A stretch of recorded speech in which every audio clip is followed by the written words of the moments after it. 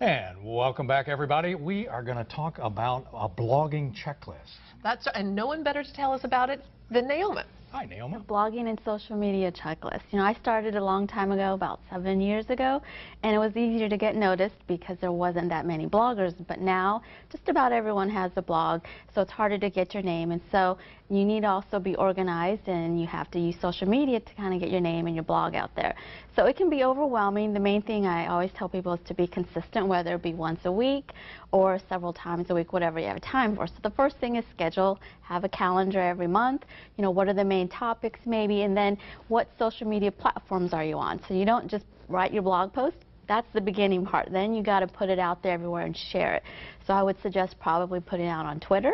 And you may, whether you do it in the morning or the afternoon, you may want to also tweet it out again later on in the week or a few days later to get some more traffic if maybe some of your followers didn't see it. Then you also want to put it on Facebook with a link, maybe ask a question, and then Google Plus, you can put it on there if you're not on there.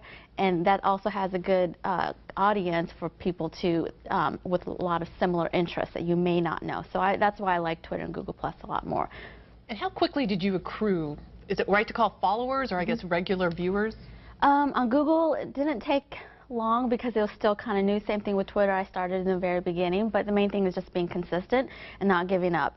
So just because you don't have a lot of traffic on your first blog post, you know, you got to keep doing it. But the main thing is also interacting with other people in the same niche or people of your audience. So commenting on their blogs, sharing their blogs, and then they're more likely to say, who is this person? And then they'll share your information and then comment back, and then that's how you're going to slowly start to build an audience for your blog. What's the blogging platform? You say start a blog and then share it. What am I initially typing into? There's several you can use. The main one probably is WordPress. That's the most popular one. Depending on how your technical skills are, it might be a little bit too advanced. Blogger is very easy to set up. But one thing I want to also say is make sure you include an image in most of your blog posts. People like visuals, whether you find a stock image or take one yourself before you write the blog post. But that's going to make it easier to share than what I like to call, you know, like a wall of words. A lot of people, they're just glancing over your blog post. But put a nice image out, grab the story, and then people are more likely to share it, and then also share it on Pinterest. Do you do 7 days a week, your own blog? I do it for a lot of people, so unfortunately mine is kind of the last to be worked on, but I do try and do something at least once a week, whether it be a video blog or a blog post.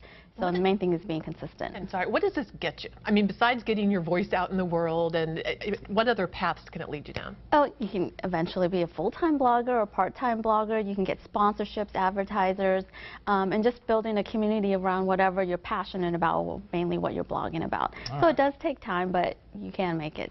Very good, Naoma. Thanks so much, as usual. And we'll be back, everybody.